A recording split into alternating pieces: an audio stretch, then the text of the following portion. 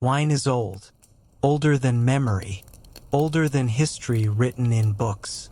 It begins with the vine, a simple plant, climbing, stretching, seeking light. Its tendrils reach, grasping, always upward. Its roots, deep, patient, drinking from hidden waters. Its fruit, small, round, sweet. Purple jewels hanging in clusters, waiting for the sun to ripen them to perfection. And when left alone, when crushed beneath its own weight, it changed. The sugar within meeting wild yeasts dancing in the air, transforming sweetness into something deeper, something warmer, something that touched the soul. Juice became something more. Fermentation was not invented, it was discovered, a gift of nature, an accident that became miracle. The first bubble rising from grape juice, the first hint of alcohol warming the throat, the first glimpse of transformation. The first people to taste it must have felt wonder, standing in ancient sunlight, holding clay vessels filled with this new drink. The sweetness of grape transformed into warmth, a liquid that made the heart lighter, that loosened tongues, that brought laughter where before there was silence. A drink that comforted, that glowed in the chest, that loosened the mind. And so, they returned to it, again and again, in the valleys of the Caucasus, where Georgia lies today, where mountains rise like ancient guardians. The first winemakers walked among their vines. They watched the seasons turn. They learned the language of the grape. They buried clay vessels in the ground, qvevri, shaped like giant teardrops, sealed with beeswax, filled with fermenting juice. Underground cellars carved from stone, where wine aged in cool darkness. For thousands of years, this was their method. Generation teaching generation, father showing son, mother guiding daughter.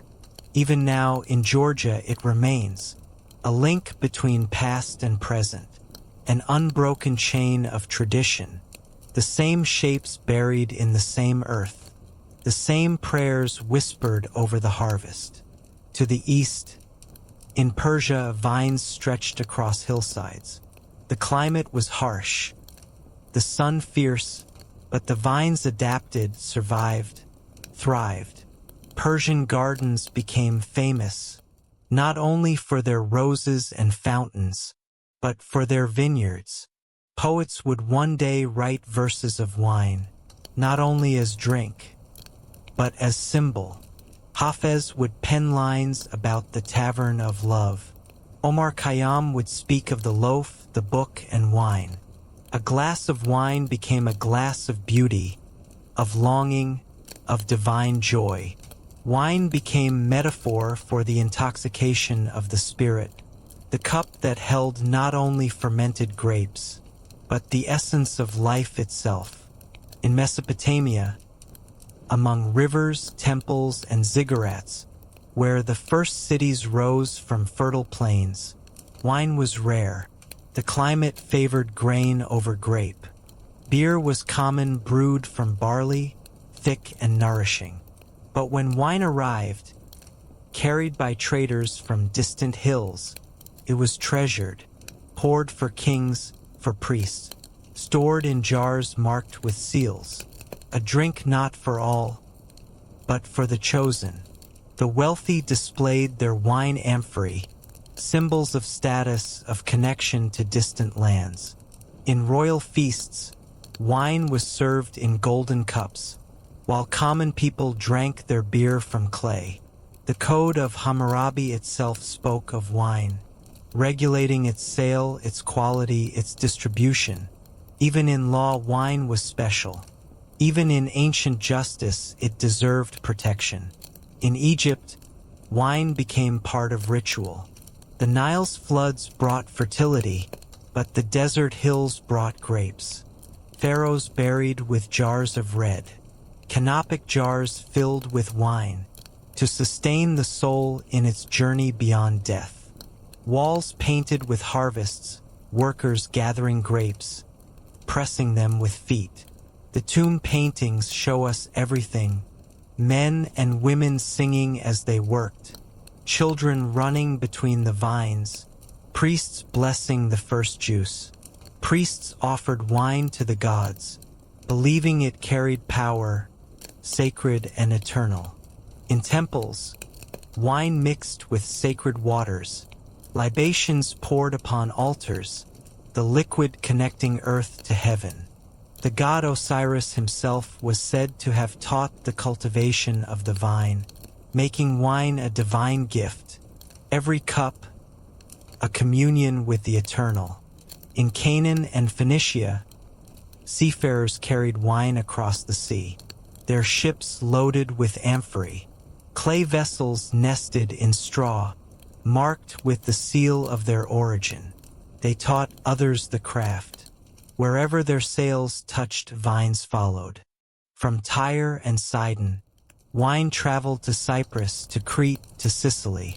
The Phoenicians were merchants of culture, spreading not only goods but knowledge: how to plant a vine, how to prune its branches, how to judge the moment of harvest, how to press the grapes without crushing the seeds.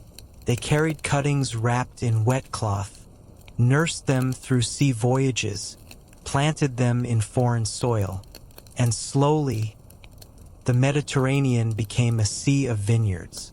And then Greece. Here, wine became more than nourishment. It became philosophy. It became art. It became the foundation of civilization itself. In symposiums, men gathered, reclined, drank, and spoke of truth, of beauty, of the nature of the soul. These were not mere drinking parties, but gatherings of minds. Plato and Socrates debated over wine. Aristotle contemplated ethics with a cup in hand. Wine was mixed with water, poured from craters into cups. The Greeks understood proportion. Undiluted wine was barbarism. Properly mixed wine was enlightenment. 2 parts water to 1 part wine, or 3 to 1 for deeper contemplation. It was not to be rushed. It was to be savored.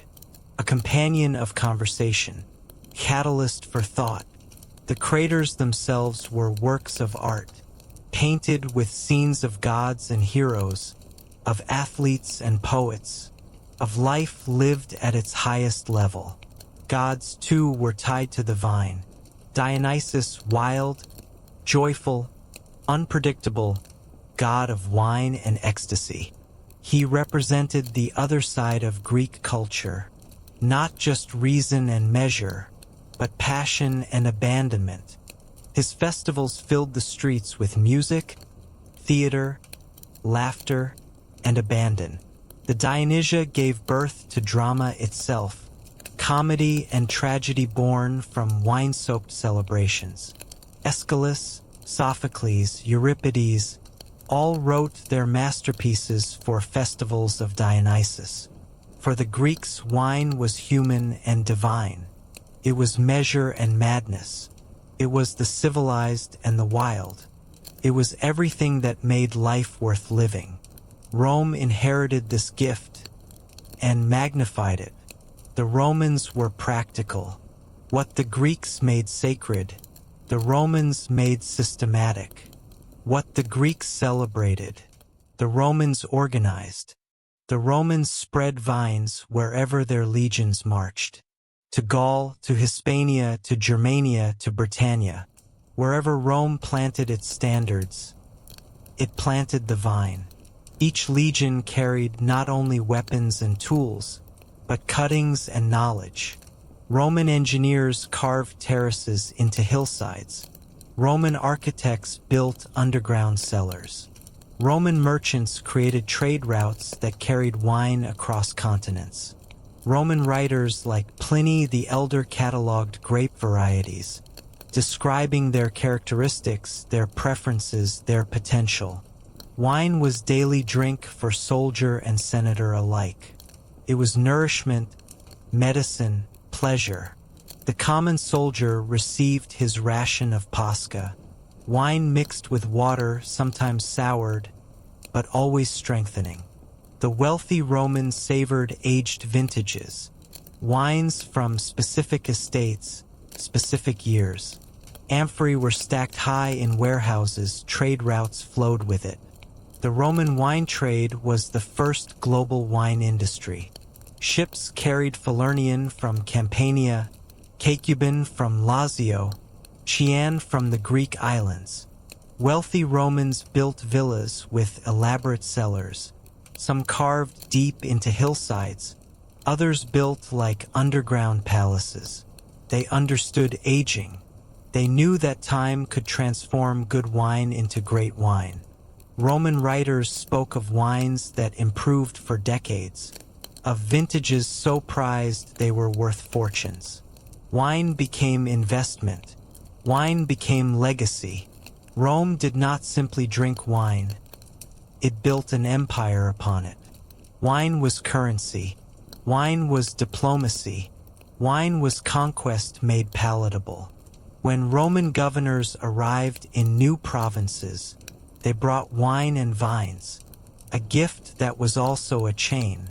The conquered peoples learned to love what their conquerors offered, and in loving it became part of the empire. And yet, in every cup, there was still mystery. For all their power, for all their order, the Romans knew wine was the work of earth, of sky, of time. They could organize its production, but they could not command its quality. They could regulate its trade, but they could not dictate its character. Each harvest was different. Each vintage was a conversation between human effort and natural grace. Even the mightiest emperor, drinking from his golden cup, was subject to the whims of weather and soil. As Rome's empire fell, vineyards declined. Yet the vine endured. The barbarians who conquered Rome learned to love what Rome had loved. The Goths and Vandals and Franks became, in time, winemakers. But that is another part of the story. For now, in the ancient world, we see the birth of tradition. The discovery of a plant's secret turned into culture, religion, economy, and art. Wine began as accident, became ritual, became symbol, became companion. It was never just liquid in a cup. It was memory, it was prayer, it was celebration. It was the bridge between human and divine. And so, the first chapter closes. The vine, rooted in ancient earth, shaped by ancient hands, blessed by ancient gods, ready to follow humanity into new ages. Hashtag medieval and Renaissance wine. The monastic revolution. When the empire of Rome faded, when the eagles no longer flew over distant provinces, roads broke, cities shrank, and much of the world turned inward, quiet and uncertain. The great trade routes fell silent. The magnificent villas crumbled. The elaborate cellars filled with dust and cobwebs. War and plague swept across the land, and in the chaos much was lost. But the vine did not vanish. It lingered in hidden places, in small valleys where armies did not march, in the quiet walls of monasteries, tended by hands that prayed as much as they worked. The monks became keepers of the vine. When kings and nobles were busy with conquest, when merchants fled from bandits, when cities emptied and villages burned, the monks remained. They rose with the sun. They walked the rows of vines in silence. They pruned with careful hands. They harvested with gratitude. They pressed grapes with the rhythm of prayer. They studied the soil, kneeling in the earth, letting it run through their fingers. They watched the slope of the land, understanding how morning mist lingered in valleys, how afternoon sun struck southern slopes. They observed the warmth of the sun, noting how different aspects of the same hill produced grapes of different character. They wrote careful notes, scratched in parchment by candlelight, about how vines thrived and how they failed, which years brought rain at the wrong time, which years the grapes ripened perfectly, which plots produced wine that aged beautifully, which produced wine best drunk young. For them, wine was not commerce. It was devotion. It was sacrament. It was the blood of Christ made manifest in their humble grapes. It was ritual at the altar, where bread and wine joined, as symbols of heaven touching earth. Every mass required wine. Every communion demanded the fruit of the vine. And so, the vine was not luxury but necessity, not pleasure but salvation. Day after day, season after season, they rose before dawn, walked the rows of vines, and watched the slow rhythm of growth. Spring brought bud break, tiny green shoots emerging from old wood. Summer brought flowering, delicate clusters forming. Autumn brought harvest, the culmination of a year's patient labor. Winter brought pruning, cutting away the old to make room for the new. In this rhythm, the monks found God. In this patience, they found peace. In this labor, they found purpose. In Burgundy, the monks of Cluny and Citeaux became famous for their attention. The Benedictines and Cistercians, orders devoted to prayer and work, made wine their particular specialty. They divided land into plots, each one carefully mapped and named. They watched how one corner of soil gave a wine different from the next. They saw how the morning mist shaped the grape, how shade and light changed flavor, how limestone soil produced wines of one character and clay soil wines of another. Without knowing it, they were inventing the idea of terroir, the concept that place speaks through wine, that every vineyard has a voice, that the careful listener can hear the soil singing. The Cistercians were particularly methodical. They believed that God was in the details, that careful observation revealed divine truth. So they observed everything. They noted which vines survived hard winters, which produced the most consistent fruit, which gave wines that improved with age. From their observations came the first true understanding of how place and plant work together, how the vine is not separate from its environment, but part of a larger conversation between earth and sky, rain and sun, time and patience. And so, Burgundy became known for deep, contemplative wines that carried the very voice of its soil. Pinot Noir, sensitive, delicate, complex, reflecting every nuance of its terroir. Chardonnay, adaptable yet distinctive, speaking differently from every hillside. The monks created not just wines, but wine culture, not just products, but philosophy. Farther north in Champagne, vines grew in colder fields. The climate was challenging. Frost was common.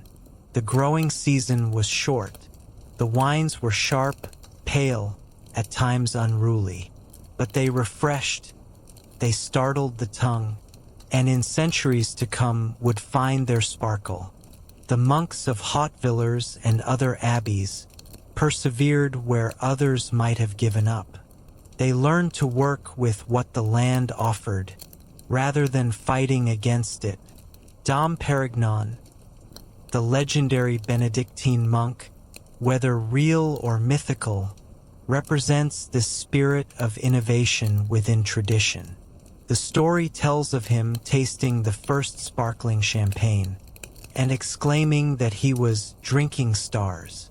Whether or not the story is true, captures something essential. The monks were not content with simply preserving. They were constantly experimenting, improving, discovering. In the Loire Valley, vines grew by the river, light, airy, floral wines, often shared in village feasts. The monks here learned to work with cooler climates, with grapes that ripened late, with seasons that demanded patience. Chenin Blanc became their specialty, a grape that could produce wines sweet or dry, still or sparkling, young or aged for decades. The monks discovered that this humble grape could express more variations than any other. In Germany, the riverside slopes of the Rhine and Mosel became vineyards. Here the monks faced the ultimate challenge. The hills were steep, rocky, yet vines clung to them, their roots deepening into stone. The work was backbreaking, carrying tools up slopes so steep that workers had to rope themselves to prevent falling, hauling baskets of grapes down paths, carved into cliffsides. But the results were extraordinary.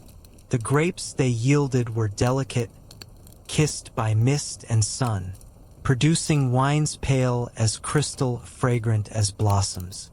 Riesling, the noble grape of Germany, found its perfect expression on these impossible slopes.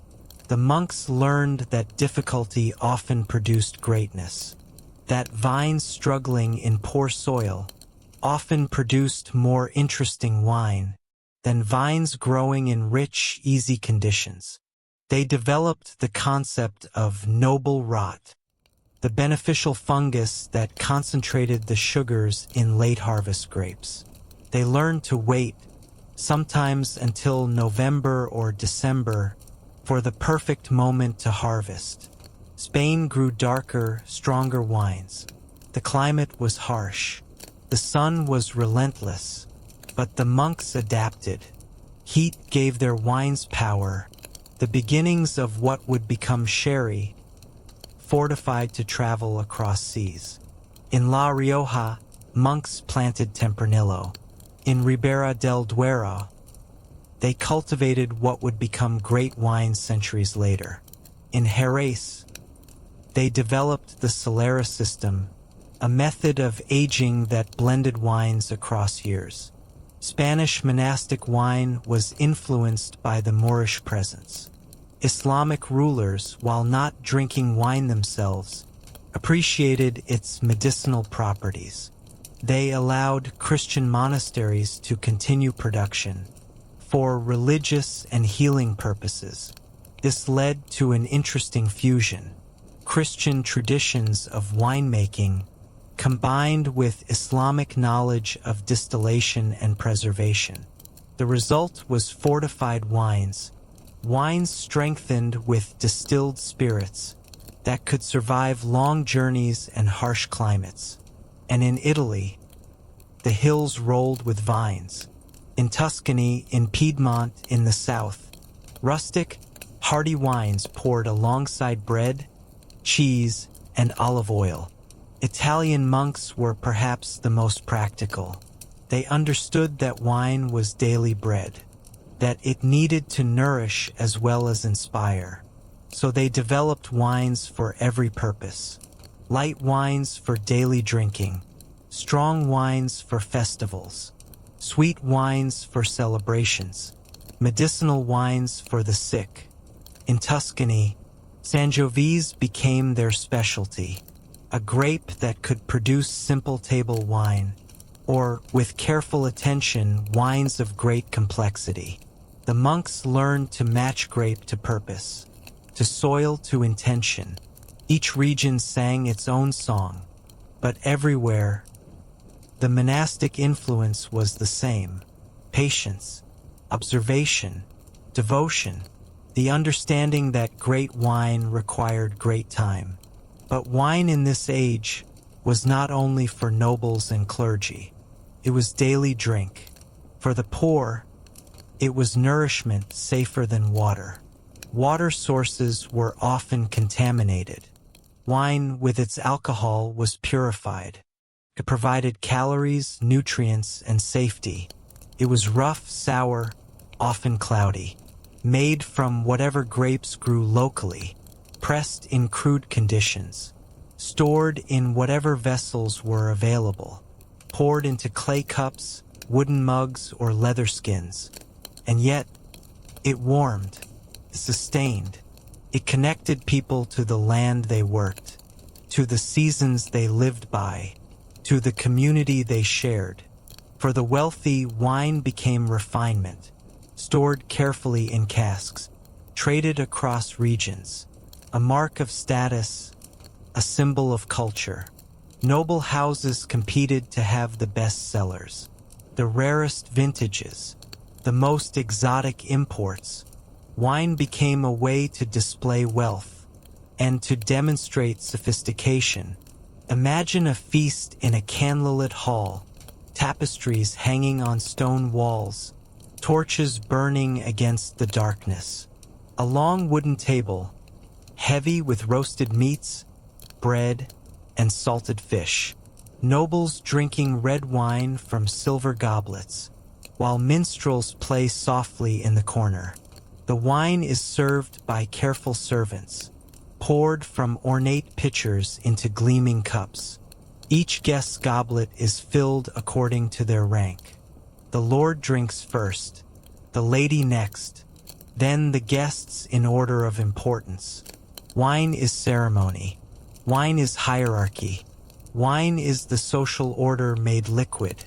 Now imagine a peasant cottage, a small table of wood, a clay cup passed between family members. The wine is thin, sour, made from grapes grown behind the house, pressed by the family's own feet, stored in a small barrel in the cellar. Yet it is shared with laughter, bread, and soup. It warms the same, connects the same. It offers the same moment of pause, the same lifting of the cup, the same gratitude. In both places, the vine is present, the same vine, binding rich and poor alike, offering its gift to all who partake, democratic in its essence, even when served in unequal portions. Wine was also medicine. Physicians prescribed it for fever, for digestion, for melancholy. Medieval medicine was limited, but wine seemed to help with everything. It eased pain. It aided sleep, calmed anxiety. It stimulated appetite. It warmed the cold, cooled the fevered. Monks mixed it with herbs, creating tonics and tinctures. Hippocrates spiced wine for the wealthy. Mulled wine warmed with herbs for the sick. Wine infused with medicinal plants, creating the ancestors of modern liqueurs. It cleansed wounds, eased pain, and carried comfort to the sick. In an age before antibiotics, before modern surgery, before scientific medicine, wine was often the best treatment available.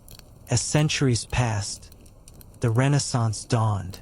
The Middle Ages gave way to new thinking. Curiosity returned. Art blossomed. Trade revived. Cities grew again, and wine flowed through it all. Renaissance wine culture was different from medieval. Where medieval wine was functional, Renaissance wine was aesthetic. Where medieval wine was communal, Renaissance wine was individual. Where medieval wine was spiritual, Renaissance wine was artistic. Painters captured feasts and vineyards in vivid color. Caravaggio painted drinkers in candlelight, their cups raised in shadows. The chiaroscuro technique, light and dark playing across wine-flushed faces. Wine as subject matter. Wine as metaphor for life's pleasures. Botticelli's Venus was crowned with grape leaves. the goddess of love adorned with the symbol of wine. Beauty and intoxication joined, pleasure and art united. The vine was no longer only nourishment, it was beauty. It appeared in countless paintings, in still lives with fruit and bread, in depictions of the Last Supper, in portraits of wealthy merchants, in scenes of pastoral life. Artists understood that wine was visual, the deep red in a crystal goblet, the way candlelight played through amber liquid, the gesture of the raised glass, the expression of the taster. Poets wrote of wine as love, as memory. Petrarch compared his beloved to fine wine. Dante included wine in his vision of paradise. Shakespeare filled his plays with wine imagery. Wine is sunlight, wrote Galileo, held together by water. The great astronomer understood that wine was transformation, that it captured the essence of nature and held it in liquid form. A simple cup of red became a symbol of life's fleeting joys, a reminder that beauty, like wine, must be savored before it fades. Renaissance philosophy emphasized the temporal, the importance of seizing the moment, of finding pleasure in the present. Wine embodied this philosophy. Unlike bread, which was consumed for necessity, unlike water, which was drunk for survival, wine was consumed for joy. It represented the choice to find beauty in the everyday. Trade grew as well. The Renaissance was an age of merchants, of banking families like the Medici, of trade routes that connected distant lands, of ships that carried goods across oceans. Wine traveled by river and sea from Bordeaux to England, from Spain to the Low Countries. The Hanseatic League carried Rhine wines to the Baltic. Venetian merchants shipped Greek wines to Northern Europe. Spanish galleons carried sherry to the Americas. Merchants marked barrels with seals, protecting their reputation. Wine fraud was common. Unscrupulous traders would water down good wine or sell cheap wine with expensive labels. So honest merchants developed systems of authentication. Wax seals, branded barrels, letters of provenance, testimony from trusted sources. Reputation became everything. A merchant known for honest wine could command premium prices. A merchant caught cheating might be ruined forever. Guilds formed to regulate quality. In every wine-producing region, guilds of winemakers and merchants established standards, defined boundaries, protected traditional methods.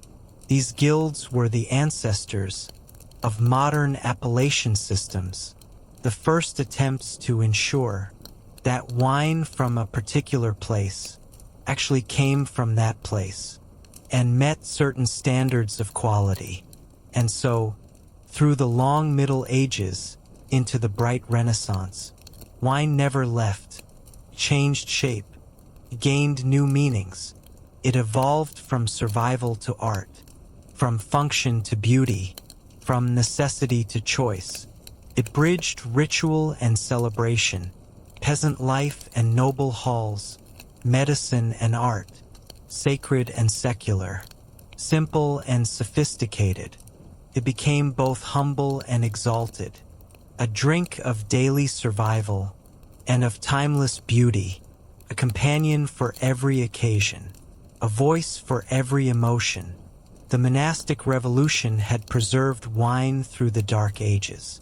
The Renaissance celebration had elevated it to art. Now it was ready for its next transformation, ready to travel beyond Europe, ready to circle the globe.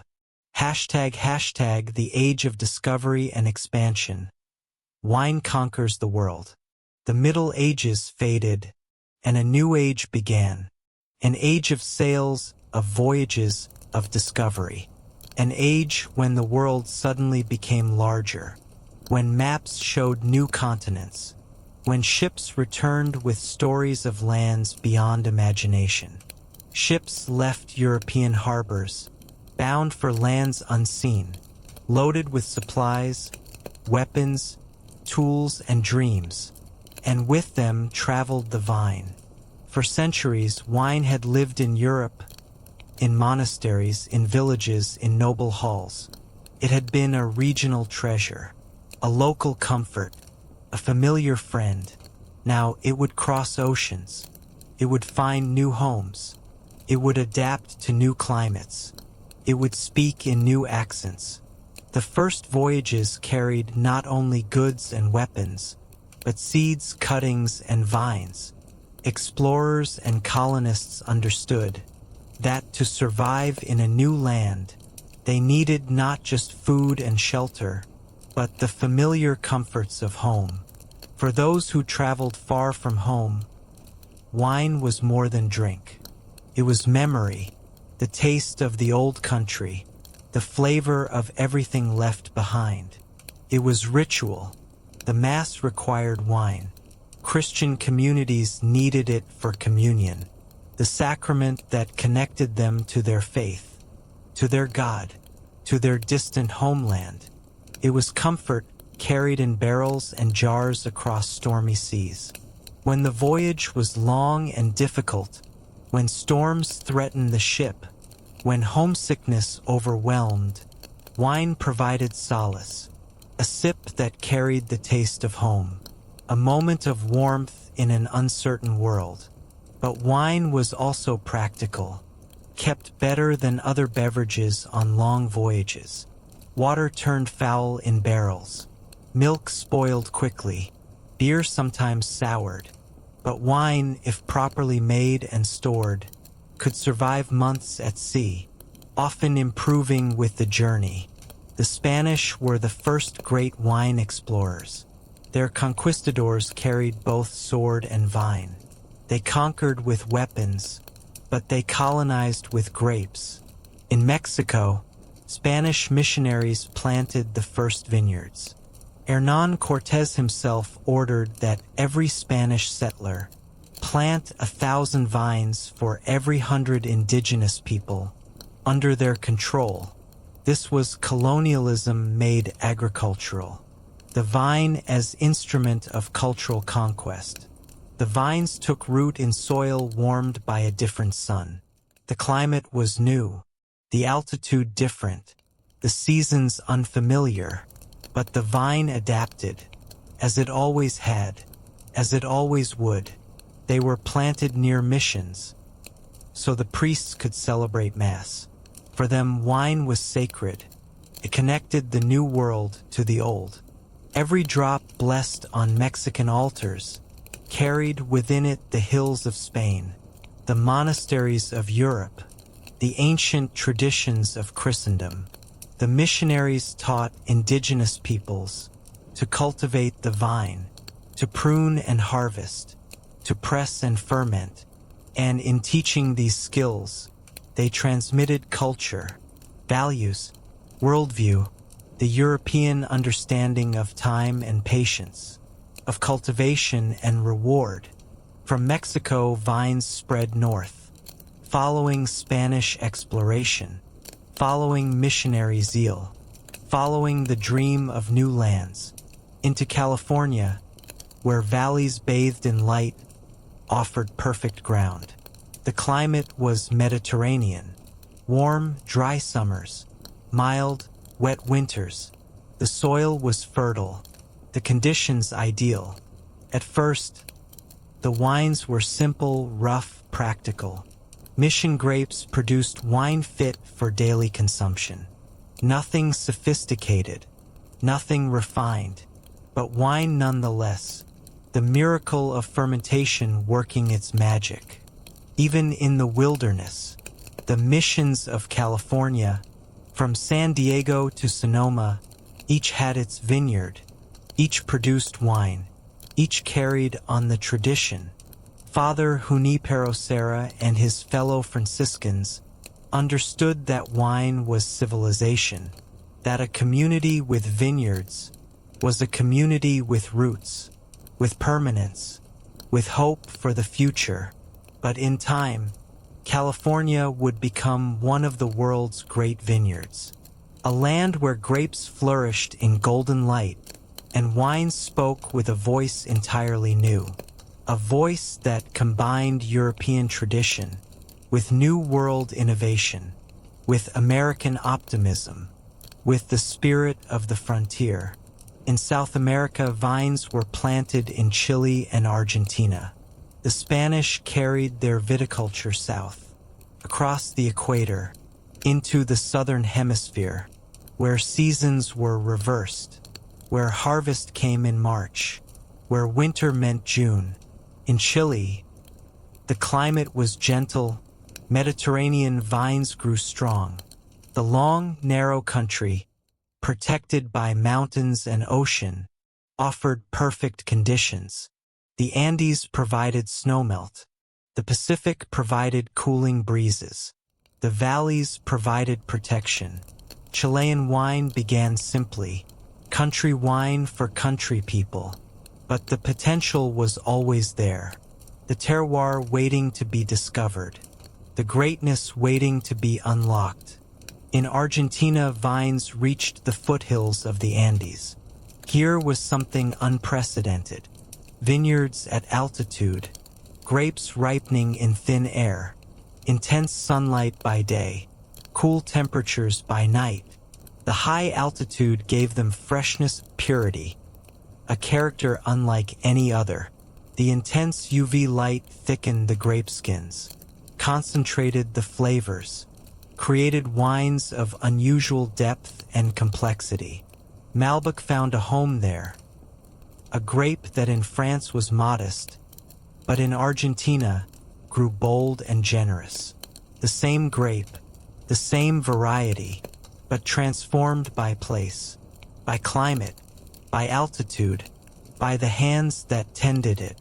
This was the magic of wine exploration, not just spreading existing wines, but discovering new expressions, new voices, new possibilities. Across oceans, settlers carried vines to South Africa. Dutch colonists arrived at the Cape of Good Hope. In the 1600s, they brought with them European knowledge, European grapes, European ambitions. The Cape of Good Hope saw its first vineyards in the 1650s. The climate was perfect, Mediterranean again, warm, dry summers, mild winters, reliable rainfall. There, sweet wines known as Constantia would one day become famous, savored by kings, poets, and travelers alike. Napoleon himself requested Constantia wine during his exile on St. Helena, a sweet dessert wine from the southern tip of Africa, comforting a fallen emperor. The wine was made from Muscat grapes, harvested late, sometimes affected by noble rot, concentrated and luscious, a wine that captured sunshine in liquid form, that spoke of African warmth, of European technique, of the marriage between old and new worlds. In Australia, vines arrived with colonists in the 18th century. The first fleet of 1788 carried not just convicts and guards, but vine cuttings, the hope that this distant land might one day produce wine. They were planted in strange, red earth, under skies unlike Europe's. The soil was ancient, the climate harsh, the conditions challenging. But the vines adapted and gave birth to wines rich, dark, powerful. Australian wines were different from the start, bolder, more direct, less subtle perhaps, but more generous, more expressive, speaking with an accent all their own. Shiraz would become their emblem, a grape transformed by sun and soil. In France, Syrah was elegant, refined. In Australia, Shiraz was powerful, exuberant. The same grape speaking in a different voice. shaped by a different land, reflecting a different character. The early Australian winemakers were often Scottish and Irish immigrants. They brought European knowledge, but they adapted it to Australian conditions. They learned to work with intense heat, with unpredictable weather, with soils unlike anything in Europe. Everywhere the vine traveled, it changed. It spoke in new dialects, new accents, shaped by soil, air, and climate.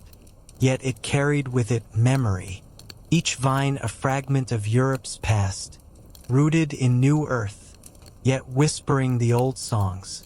The same pruning techniques taught by Spanish monks. The same harvest prayers whispered in Latin. The same patient waiting for fermentation. The same hope that this year's wine might be better than last year's. Wine became a symbol of colonization. It was planted as a claim, a mark of permanence. To grow vines was to say, we are here to stay. We are not just passing through. We are not just extracting wealth. We are building something lasting, something that requires patience, something that thinks in generations. It was survival, ritual, and possession. The vine marked territory, not with flags or walls, but with roots that went deep, with plants that would outlive their planters, with harvests that would feed children not yet born. But wine was also joy. On long voyages, barrels of wine were treasured, stored carefully in the ship's hold, protected from storms and heat, rationed carefully, shared on special occasions. Sailors drank it for strength, captains for comfort, priests for mass. When the journey seemed endless, when the water ran low, when scurvy threatened the crew, wine provided hope, a taste of civilization, a reminder of why they had left home. And when vines took hold in new lands, they offered more than sustenance. They offered connection to the mother country, to the faith they carried, to the culture they were transplanting, but also connection to the new land. As the vines adapted to new soil, as they began to taste different, as they developed their own character, they became bridges between old and new, between memory and possibility, between what was and what could be. Imagine a missionary in California, standing in the golden light of late afternoon, looking at rows of young vines, 3 years since planting, the first real harvest approaching. He waters them, prays over them, and dreams of the first wine they will give. Will it taste like the wine of Spain? Will it carry the flavor of this new land? Will it please the palate? Will it serve the mass? Will it connect this distant mission to the great community of faith? The missionary doesn't know, but he tends the vines anyway, trusting in providence, in the miracle of fermentation, in the patient alchemy of time. Imagine a settler in Chile, tasting grapes ripened in a land unlike Spain, marveling at their sweetness. The sugar content is higher than expected, the flavors more intense, the character subtly different.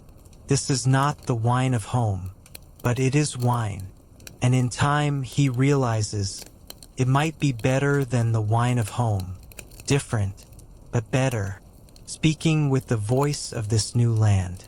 Imagine an early farmer in Australia, watching his vineyard survive harsh summers, drought that would have killed European vines, heat that should have withered the grapes, and feeling hope, not just for this harvest, but for all the harvests to come, for the wine industry he is helping to birth, for the culture he is helping to create. The vine had left its cradle. It now circled the globe, from the ancient hills of Georgia to the missions of California, from the monasteries of France to the estancias of Argentina, from the castles of Germany to the stations of Australia. By the 18th and 19th centuries, wine was no longer only European. It had become global. Each continent offered its own expression. Each land gave the grape a new voice. Africa spoke with the sweetness of Constantia. South America sang with the power of Malbec. North America whispered with the elegance of future greatness. Australia roared with the boldness of Shiraz. And yet, the heart of wine remained the same. It was ritual, the blessing of bread and wine unchanged. It was memory, the taste that connected people to their origins. It was patience, the understanding that good things take time. It was hope, a reminder that even as people crossed oceans, they carried with them not only weapons and tools, but the quiet wish to plant, to tend, to harvest. The vineyard had become universal. The vine, a citizen of the world, but also a keeper of secrets. Each region's wine began to develop its own personality, its own character, its own story to tell. Wine was becoming not just a global phenomenon, but a language, a way for places to speak, for terroir to express itself, for the marriage of human skill and natural gift, to create something unique to each location. This was the true legacy of the Age of Discovery, not just the spread of European wine, but the birth of world wine, the beginning of a conversation between vine and soil that would continue for centuries to come. Hashtag modern winemaking, the marriage of science and art. The centuries turned, and wine entered a new age. No longer only tradition, no longer only memory. Now it would be studied, measured, understood, controlled, perfected. The Enlightenment brought curiosity, the scientific method, the belief that all mysteries could be solved, that all processes could be improved, that knowledge carefully applied could perfect nature. Scholars asked questions about soil, about fermentation, about the nature of taste. What made one wine superior to another? Why did some vintages age beautifully while others faded? What role did temperature play in fermentation? How did different yeasts affect flavor? Wine became not only art, but also science. Not only intuition, but also measurement. Not only tradition, but also innovation.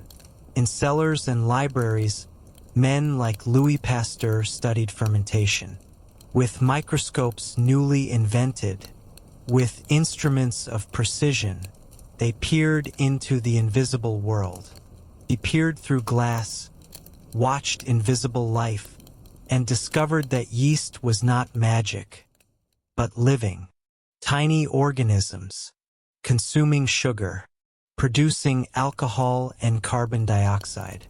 A biological process, predictable, controllable, that the bubbling of grape juice into wine was a transformation of nature guided by tiny unseen hands, but hands that could be understood, managed, directed. This was revelation. For thousands of years, wine had been trusted to chance, to faith, to tradition. Winemakers knew what worked, but they didn't know why.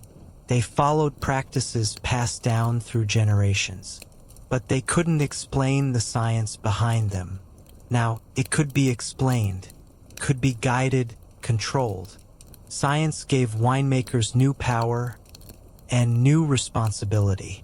With understanding came the ability to intervene, to select specific yeasts, to control fermentation temperatures, to monitor sugar levels, to prevent spoilage, to ensure consistency. The mystery was lifting. The art was becoming craft.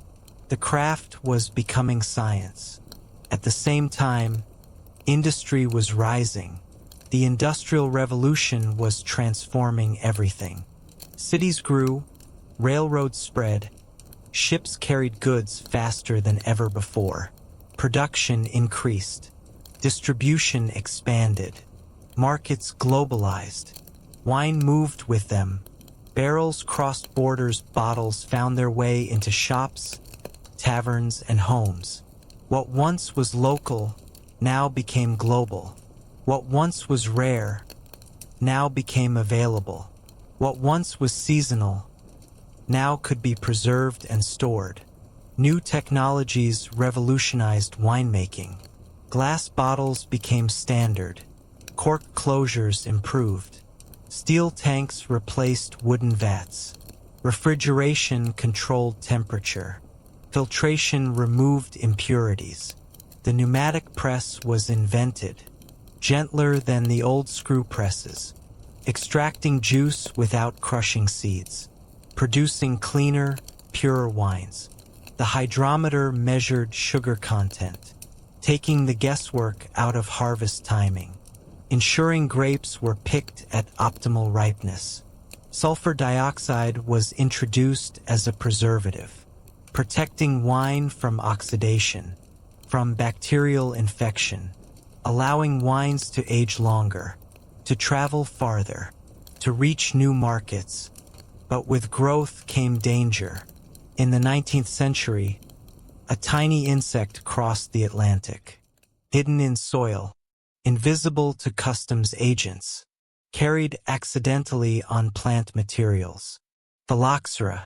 It arrived quietly, unnoticed at first, a microscopic threat to an ancient tradition. Clung to roots, invisible at first, feeding on vine roots, weakening the plant, destroying the foundation. It spread from vineyard to vineyard, silently destroying, carried by wind, by workers' tools, by contaminated soil. Vines that had stood for centuries withered. First the leaves yellowed, then the grapes shriveled. Finally the whole plant died. Roots turned to dust. Centuries of cultivation lost. Entire regions were devastated. French vineyards, the pride of Europe, succumbed. Bordeaux suffered. Burgundy was decimated. Champagne feared extinction. For a time, it seemed as if wine itself might vanish. At least European wine, the industry that had survived barbarian invasions, that had endured religious wars, that had weathered political upheavals, now faced a threat too small to see. France wept. Vignerons watched generations of work disappear. Ancient vineyards became graveyards. Wine regions became wastelands. An entire culture seemed under threat.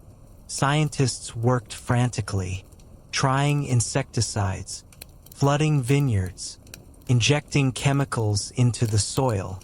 Nothing worked. The insect was too small, too persistent, too well adapted.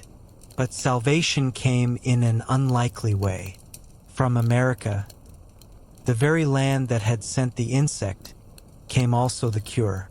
American grapevines had evolved alongside phylloxera. They had developed resistance. Their roots were not vulnerable. American rootstocks, resistant to phylloxera, became the saviors of Europe. The solution was grafting, taking European grape varieties, with their centuries of breeding and selection, and joining them to American roots. Vines were grafted, old European grapes joined to new American roots. It was a marriage of necessity and survival. European tradition on American foundation. Old world character supported by new world strength. The process was massive. Millions of vines had to be replanted. Entire wine regions had to be reconstructed. Vineyard owners had to learn new techniques. Workers had to master grafting skills. But it worked. From that union, modern vineyards were reborn. stronger, more resilient. The crisis had nearly ended an ancient tradition, but it also renewed it, improved it, made it more robust. The phylloxera crisis also democratized wine. When the great chateaus were replanting, smaller producers had opportunities. New regions could establish themselves. Innovation was not just welcomed but necessary. Meanwhile, other transformations unfolded. In Champagne, winemakers discovered the sparkle, or rather, they learned to control it. At first, bubbles were an accident, bottles bursting in cellars. The cold winters of Champagne stopped fermentation before it was complete. Spring warmth restarted it, creating pressure, exploding bottles, dangerous and unpredictable. But soon, the effervescence was tamed, cherished, celebrated. Dom Perignon, whether monk or myth, represents the turning point, when accident became art, when problem became perfection. The method champenoise was developed, secondary fermentation in the bottle, riddling to collect sediment, disgorgement to remove it, dosage to balance sweetness. Champagne became a symbol of joy, of celebration, of elegance. The wine of victories, of weddings, of New Year's Eve, of launching ships, of every moment worth commemorating. Kings and queens toasted with it. Napoleon said he drank champagne in victory to celebrate, and in defeat to console himself. Artists, poets, and lovers raised flutes of golden light. A drink born of mistake became the voice of festivity, the sound of celebration, the taste of triumph. In Portugal and Spain, fortified wines took shape. The practice of adding distilled spirits to wine, originally to preserve it for long voyages, became an art form. Port, sweet, strong, lasting. Made in the Douro Valley. Grapes grown on impossible terraces. Carved into schist hillsides. Harvested by hand. Fermented partially. Then fortified with agardent. Stopping fermentation. Preserving natural sweetness. Creating wines that could age for decades. Sherry golden, nutty, layered. Made in Jerez de la Frontera. Using the Solera system, fractional blending, young wines added to old, creating consistency across years, complexity through time, a wine that told the story of generations. Madeira, able to survive voyages across the world, deliberately heated, aged in tropical conditions, made virtually indestructible, a wine that improved with travel, that grew better with abuse, that carried the taste of the sea. These wines became companions of explorers, merchants, and empires. They crossed oceans and found admirers in distant lands. They were currency, diplomacy, culture in a bottle. British merchants made fortunes trading port. Spanish conquistadors carried sherry to the Americas. Portuguese traders brought Madeira to India. Fortified wines became the first truly global wines, surviving journeys that would have killed table wine, improving in ships' holds, aging in foreign warehouses, connecting distant cultures through shared taste. In Italy, Chianti grew in fame, rustic wines gaining refinement. The Tuscan hills had always produced wine, but now they began to produce great wine. The Sangiovese grape found perfect expression.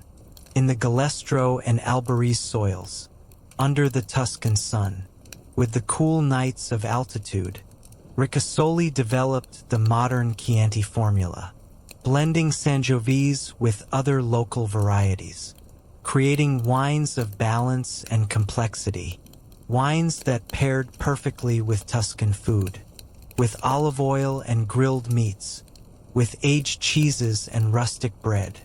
In Piedmont, Nebbiolo gave birth to Barolo, a wine called the King of Wines, the Wine of Kings.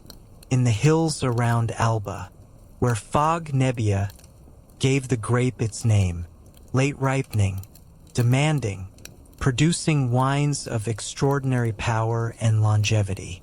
Barolo was not easy wine. It required years to mature, decades to reach its peak. It was tannic in youth, forbidding, almost undrinkable, but for those with patience, it revealed layers of complexity, roses and tar, earth and fruit, power and elegance, the essence of Piedmont captured in liquid form. In France, Bordeaux refined itself. Estates like Lafite, Margaux, Latour, and Haut-Brion became names of legend. The 1855 classification created hierarchy. First growth, second growth, and so on. Rankings that persist today, that shape the market, that define value. Their vineyards mapped carefully. Their wines recorded vintage by vintage. Detailed records kept. Yields monitored. Blending perfected. Each chateau developing its own style, its own reputation, its own loyal following. Bordeaux became the model for fine wine, the standard against which others were measured, not just in France, but around the world. Cabernet Sauvignon and Merlot, the noble grapes of Bordeaux, became the template for premium red wine everywhere. And across Europe, winemakers learned to balance tradition with innovation. Old casks and cellars were joined by new presses, new glass, new science. Ancient knowledge combined with modern understanding. Intuition guided by measurement. Art informed by science. The world was changing, and wine changed with it. By the late 19th century, wine was both humble and grand. It was daily drink in villages, poured into simple cups. Working people's wine, sustenance and comfort, part of the rhythm of life. It was also the pride of noble cellars, stored in bottles labeled with care. Investment wine, status symbols, objects of desire and speculation. Wines that sold for more than most people earned in a year. Wine had entered the modern world. It was no longer only local, it was international. No longer only mystery, it was also science. No longer fragile, it had survived disaster and emerged stronger. And through it all, the vine endured, still planted, still tended, still offering its quiet gift, but now understood, measured, controlled, perfected. Imagine a cellar in Bordeaux. Rows of barrels, each marked with chalk. A winemaker bends, lifts a glass, studies the color, inhales the aroma. He writes a note, adjusting, refining. Temperature recorded, sugar levels measured, tasting notes detailed. Science and art working together. Imagine a vineyard in Champagne, vines glistening with morning dew. Workers harvest gently, filling baskets, carrying them to presses. But now the timing is precise. Sugar levels tested, acidity measured, weather forecasts consulted. Soon, the quiet juice will sparkle with life, but controlled fermentation, calculated pressure, planned perfection. Imagine a hillside in Portugal, the Douro River below, terraced vineyards above. Men tread grapes with bare feet, music rising as the must flows. But now the process is monitored, temperature controlled, fortification timed precisely. From their labor, port is born, but with scientific precision guiding ancient tradition. These are the images of modern wine. Not yet the global industry it would become, but already transformed, already carrying the weight of centuries and the promise of the future, already balancing art and science, tradition and innovation, soul and technique. The stage was set for wine's next revolution, the globalization that would follow, the explosion of quality and variety, the democratization of fine wine, the birth of the modern wine world. Hashtag globalization and today's wine world. The democratic revolution. The 20th century arrived, and with it, a world more connected than ever before. The old barriers were falling. Trains, ships, and planes carried people across continents. Telegraph wires carried information instantly across oceans. Trade routes became global highways. Ideas moved at the speed of light, and wherever people traveled, wine traveled with them. But now it traveled faster, farther, to more people, in greater quantities. The old vineyards of Europe remained, ancient chateaux still producing legendary wines, Burgundy still speaking in whispers, Bordeaux still commanding respect, Champagne still celebrating life's great moments. But new vineyards, far from tradition, began to rise.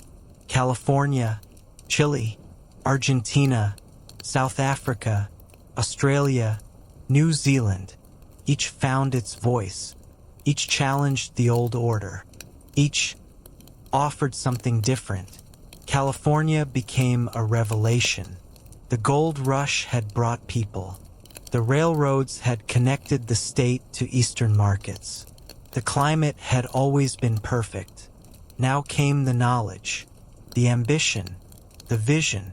At first, its wines were modest, simple wines for simple people. Italian immigrants making basic table wine. German immigrants attempting familiar styles. Nothing to challenge Europe. Nothing to shame Bordeaux. But as the 20th century unfolded, Napa Valley emerged, and everything changed. Prohibition nearly killed American wine. From 1920 to 1933, the Noble Experiment. Alcohol was banned. Vineyards were ripped up. Wineries were closed. A culture was nearly destroyed. But the vine survived. In hidden valleys. In basement cellars. In the communion wine of churches. In the medicinal prescriptions of doctors. In the home winemaking of immigrants who refused to abandon their traditions. After repeal, California wine began again, but now with new knowledge, university research, scientific understanding, modern equipment, and unlimited ambition. Cabernet Sauvignon, bold, deep, structured, found perfect expression in Napa Valley. The hillsides provided drainage. The climate provided warmth without excess. The soils provided complexity. The vintners provided skill. Chardonnay, golden, lush, expressive, thrived in the cooler regions. Sonoma County, Monterey, Santa Barbara, each region adding its own accent, its own interpretation. California spoke with confidence, and the world listened. This was not European wine. This was something new, something bold, something unapologetically American. Bigger flavors, higher alcohol, more fruit, less subtlety perhaps, but more immediate pleasure, more accessibility, more joy. In 1976, a tasting in Paris changed everything. The Judgment of Paris, organized by British wine merchant Stephen Spurrier. French judges, tasting blind, chose Californian wines over French. Stag's Leap wine cellars Cabernet Sauvignon beat the first growths of Bordeaux. Chateau Montelena Chardonnay defeated the great whites of Burgundy. The world gasped. The old order trembled. Wine was no longer bound to Europe's crown. It was now truly global, democratic, open to anyone with skill and vision. The French judges were shocked. How could new world wines, made by upstart vintners, in a country with no wine tradition, defeat the greatest wines of France? But they had, and the world took notice. Wine magazines wrote stories. Investors paid attention. Consumers became curious. And California wine was transformed overnight. From regional curiosity to international phenomenon, Chile and Argentina also blossomed. The economic liberalization of the 1980s and 1990s opened these countries to foreign investment. French, Italian, and American wine companies brought capital and knowledge. Chile offered wines of purity, freshness. The Andes provided snowmelt irrigation. The Pacific provided cooling influence. The Central Valley provided perfect conditions. Cabernet Sauvignon thrived. Clean, fruit-forward, reliable. Wines that over-delivered for their price. That offered Bordeaux-style complexity at a fraction of the cost. And Carmenere, the lost grape of Bordeaux, found new life in Chilean soil.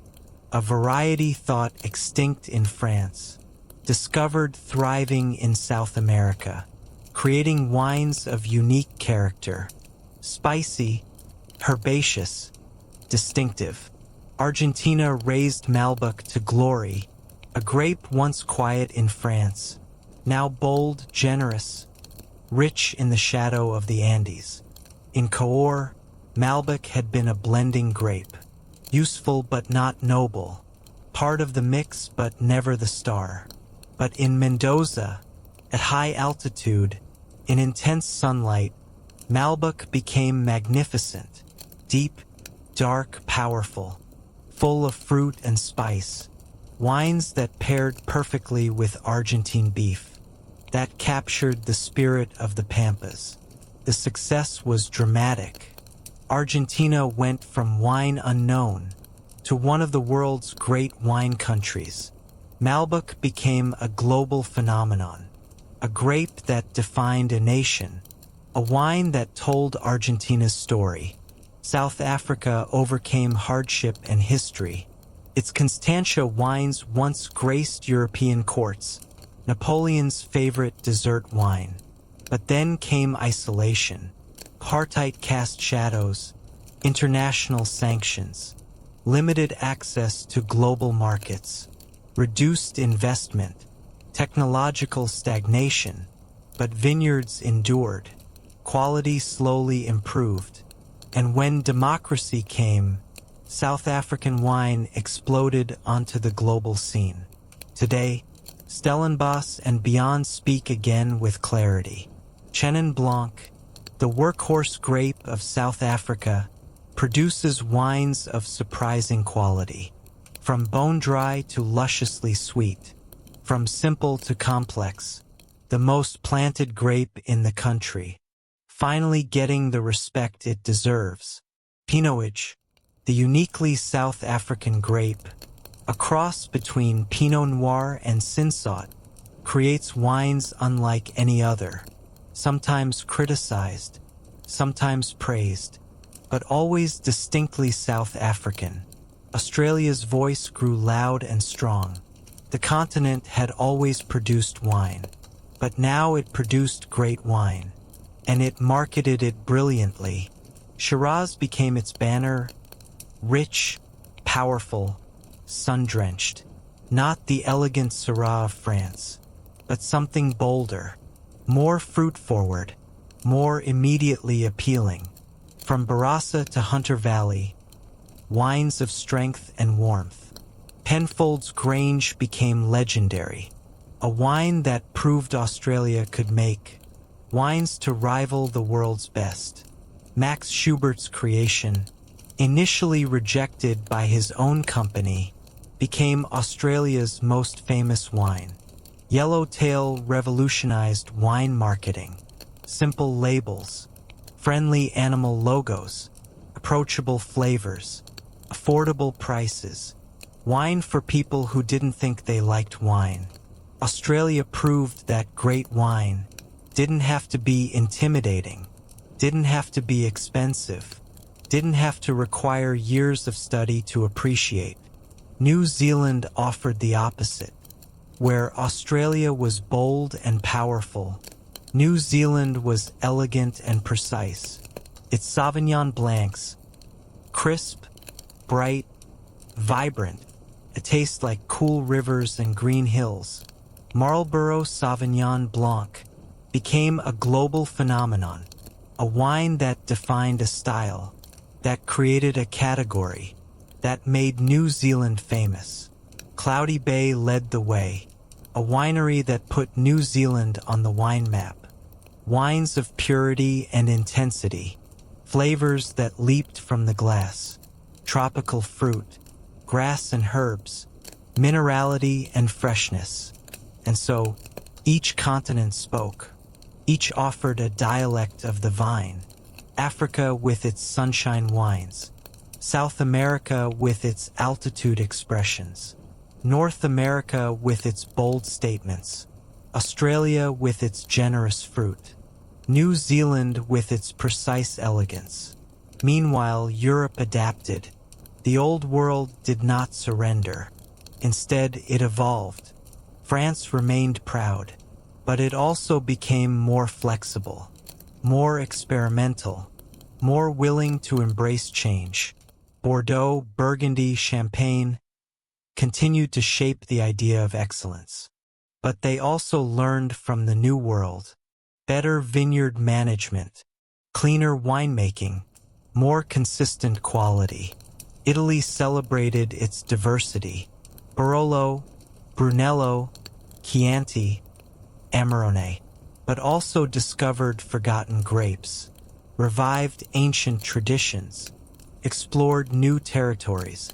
Super Tuscans broke the rules, used international grapes, ignored traditional regulations, created wines of extraordinary quality, proving that innovation and tradition could work together. Spain offered more than Rioja. Ribera del Duero, Priorat, Riesbeixes, each region finding its voice, each grape finding its perfect home. Germany refined its Rieslings, pure, mineral, elegant, the greatest white wine grape, producing wines of incredible longevity, from bone-dry to lusciously sweet, always with backbone, always with precision, always with soul. Old World and New World no longer separate. Now, they spoke together, in conversation, in competition, in collaboration. Winemakers traveled, knowledge spread, techniques were shared, standards rose everywhere.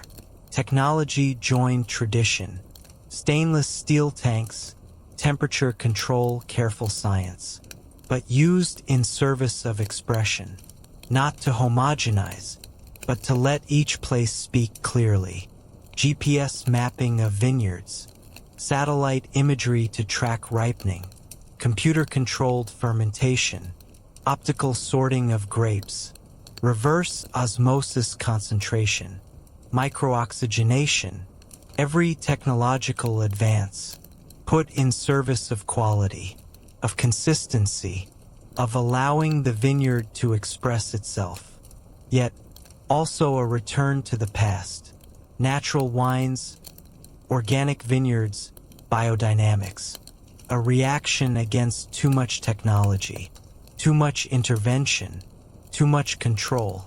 Winemakers began to ask, how can we honor the earth?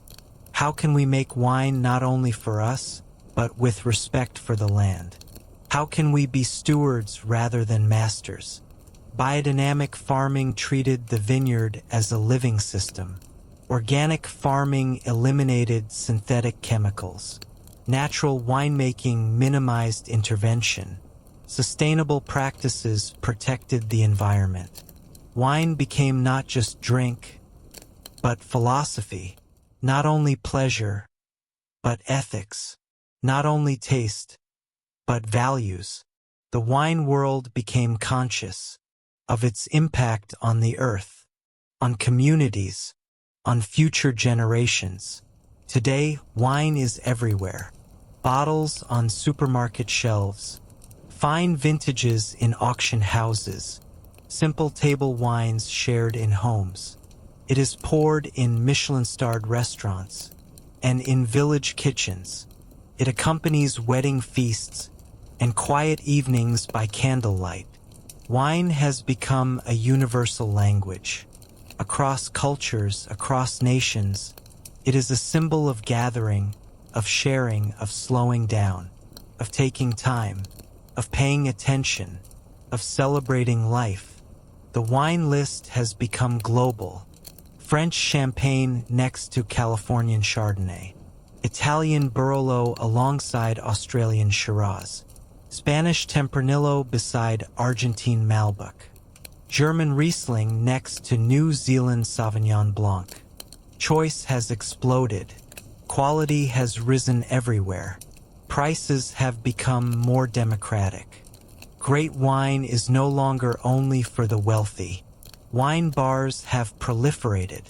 Wine education has expanded. Wine travel has boomed.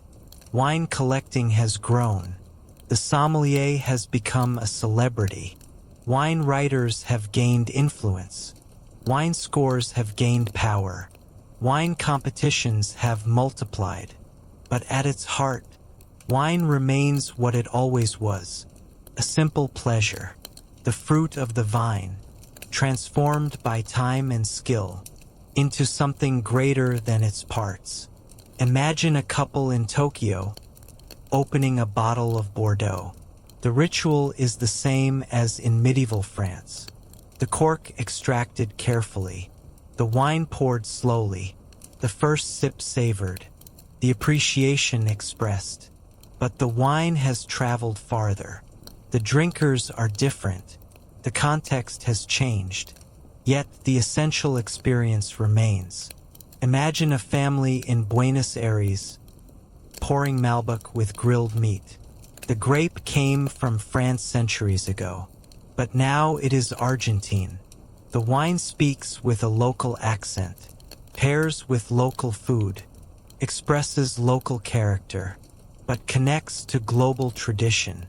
Imagine friends in New York raising glasses of California Chardonnay. The diversity of their backgrounds, the languages they speak, the cultures they represent.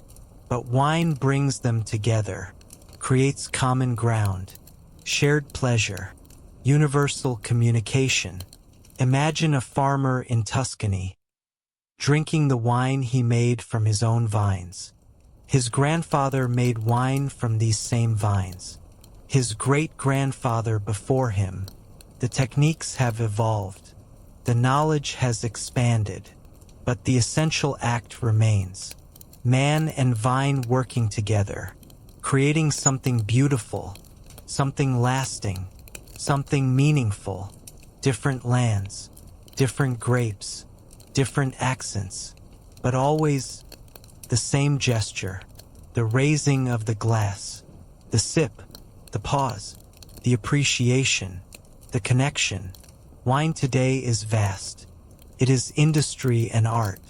It is global trade and local tradition. It is science and mystery. It is everywhere, and yet in every bottle it is also intimate, personal, unique. The world has changed. Technology has advanced. Markets have globalized. Knowledge has democratized. But the vine remains the same, still needing sun, still needing soil, still needing time, still needing human hands, still needing patience. From ancient Mesopotamia to the cellars of Champagne, from the monasteries of Burgundy to the valleys of California, from the terraced Douro to the Andes and the Cape, the vine has followed us. It has adapted, endured, transformed, evolved, improved, spread. And today, it continues to remind us that patience has rewards, that earth gives gifts, that tradition and innovation can work together, that quality rises when people care, that pleasure shared is pleasure multiplied, that to drink wine is to drink history, to taste the work of generations, to participate in an ancient conversation between human and nature, between past and present, between hope and fulfillment. Hashtag the timelessness of wine, an eternal conversation. And now, our journey comes to its end. But like all good stories about wine, the ending is also a beginning.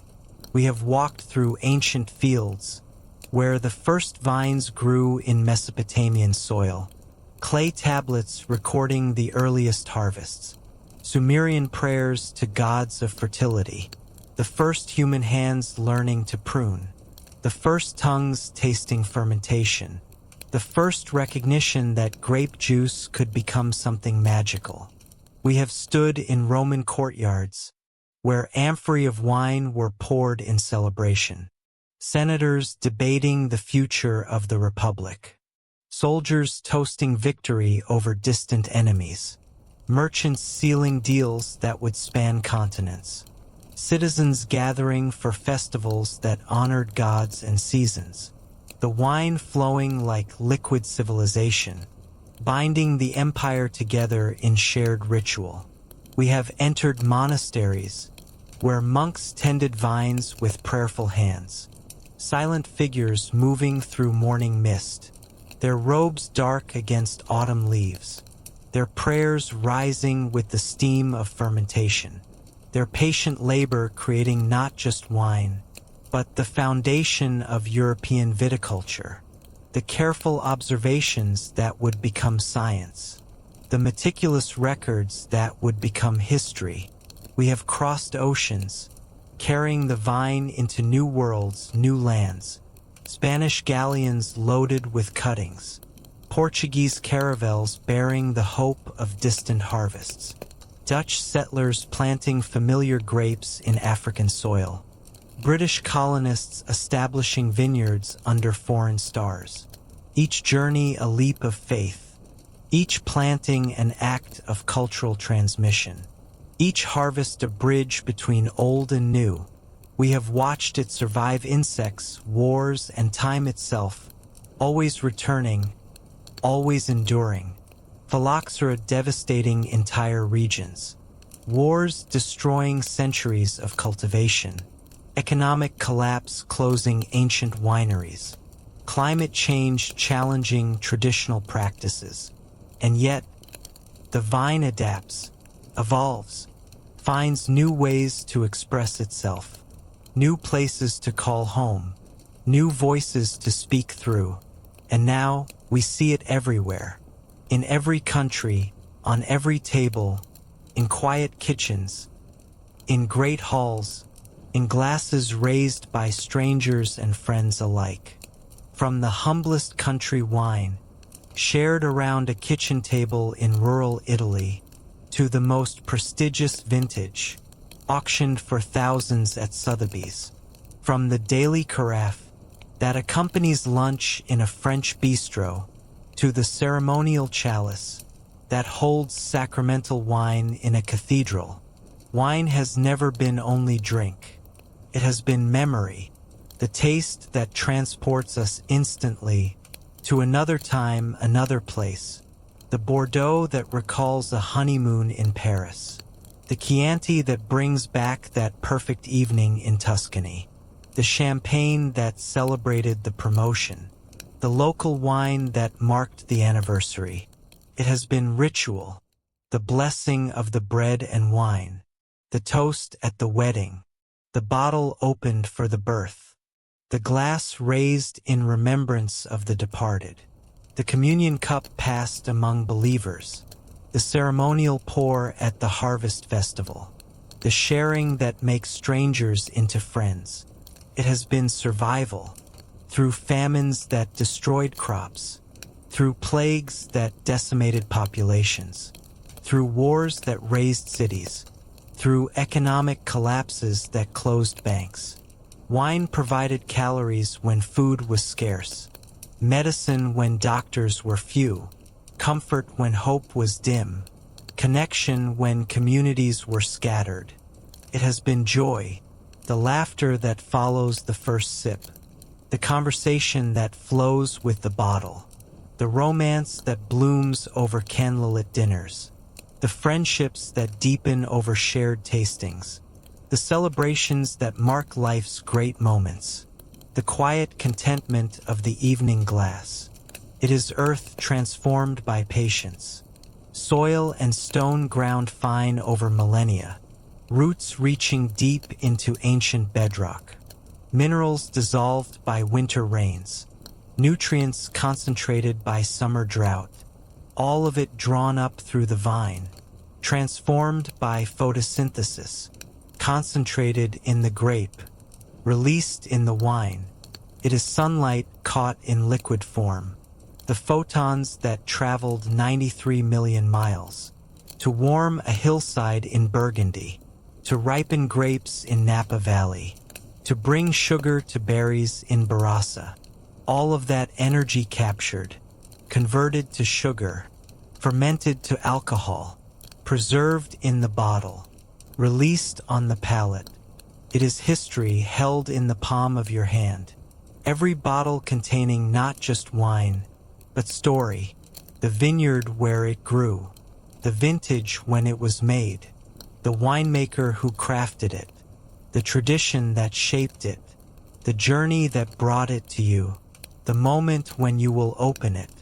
And so, as this story closes, we breathe in the rhythm of the vine, the ancient cycle that continues still. Winter dormancy when the vine rests, spring awakening when buds appear, summer growth when leaves unfurl, autumn harvest when fruit is gathered, and then the cycle begins again, the slowness of its seasons. In a world obsessed with speed, the vine teaches patience. Nothing can hurry the ripening. No amount of money can buy a faster vintage. No technology can compress the aging process.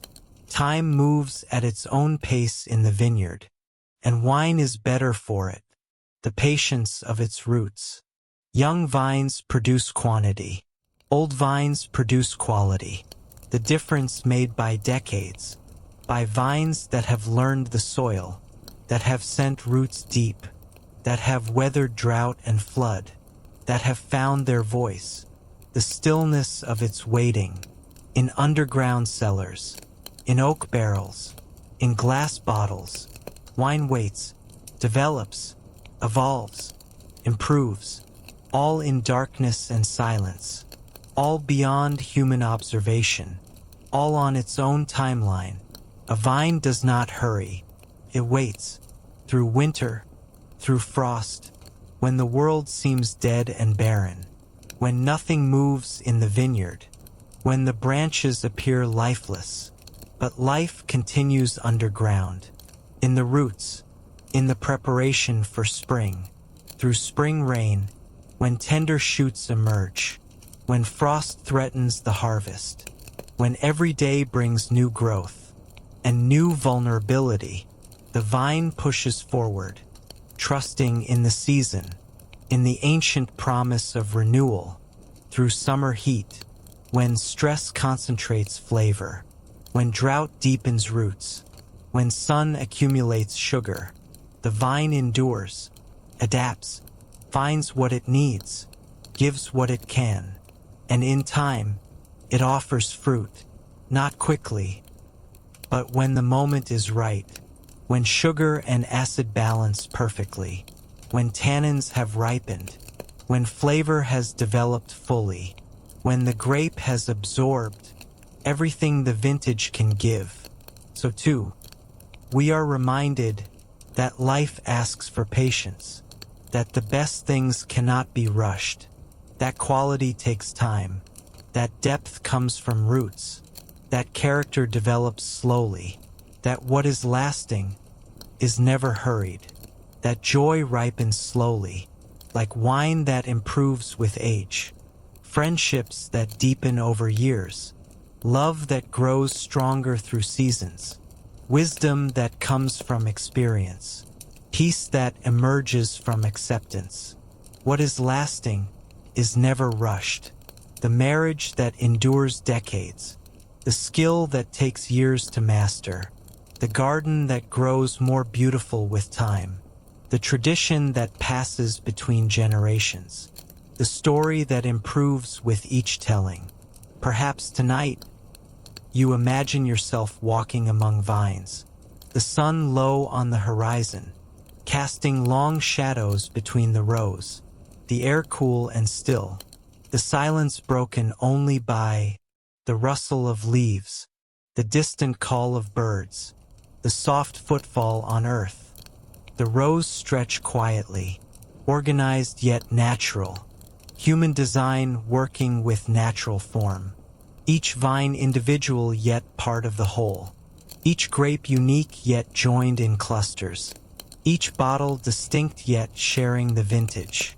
The earth is soft beneath your feet, rich with organic matter, alive with microorganisms. The soil that feeds the vine, that shapes the wine, that connects this place to every place, that makes this vintage unrepeatable. Leaves rustle gently in the evening breeze, the sound like whispered conversations, like secrets shared between vine and wind, like stories passed from season to season, like wisdom accumulated over centuries, like the breathing of the earth itself. The sun lowers on the horizon, golden, fading, the light that powered photosynthesis, that ripened the grapes, that created the vintage, now painting the sky in shades of wine, rose and gold, burgundy and amber, the colors of the cellar, reflected in the heavens. A sense of peace settles around you, the peace that comes from connection, to the earth beneath your feet, to the vine beside your hand, to the tradition that surrounds you, to the future that will follow, to the eternal cycle of growth and harvest. You pause and breathe, the air filled with the scent of earth, of growing things, of ripening fruit, of time passing slowly, of seasons turning, of life continuing. Somewhere, far in the distance, you hear the clink of a glass, crystal touching crystal, the universal sound of celebration, of connection, of shared pleasure, of human joy, a quiet laugh, warm and genuine, the laughter that comes with good wine, good company, good times, the laughter that says, life is good, this moment is worth savoring, this experience is worth sharing, a voice lifted in a toast, words that might be in any language, Italian salute, French santé, German Prost, Spanish salud, English cheers, but the meaning universal, to your health, to our friendship, to this moment, to life itself. You smile, because you know that across the world, in countless places, others are doing the same, in restaurants and homes, at weddings and funerals, in celebration and consolation, in solitude and community, raising a glass, making the same gesture, participating in the same ritual, joining the same conversation, that has continued for millennia, that will continue after we are gone, sipping slowly, tasting not just wine, but history, tradition, culture, connection, the work of human hands, the gift of the earth, the passage of time, the complexity of existence, remembering the same story, the same earth, the same timeless gift, the the story we have just told, the journey from ancient vine to modern glass, the transformation of grape juice into civilization, the marriage of nature and culture, the dance between human effort and divine grace. Wine is humanity's companion. It has walked beside us for thousands of years, through the rise and fall of empires, through the discovery of new worlds, through wars and peace, through feast and famine, through innovation and tradition. It will walk with us still, into whatever future awaits, whatever challenges come, whatever discoveries we make, whatever new worlds we explore. The vine will be there, adapting, evolving, expressing, connecting us to our past, grounding us in the present, offering hope for the future. And now, as your eyes grow heavy and your body rests, let the rhythm of the vine carry you, the ancient rhythm of seasons, the eternal cycle of growth and rest, the patient pulse of natural time, the steady heartbeat of the earth. Let its patience become yours, in a world that demands speed, that rewards urgency, that values instant gratification. Let wine teach you patience, the patience of the vineyard, the patience of the cellar, the patience of proper aging. Let its calm guide you into sleep, the stillness of the underground cellar, where wine rests in darkness, where time passes slowly, where transformation happens quietly, where improvement is invisible, but real and lasting.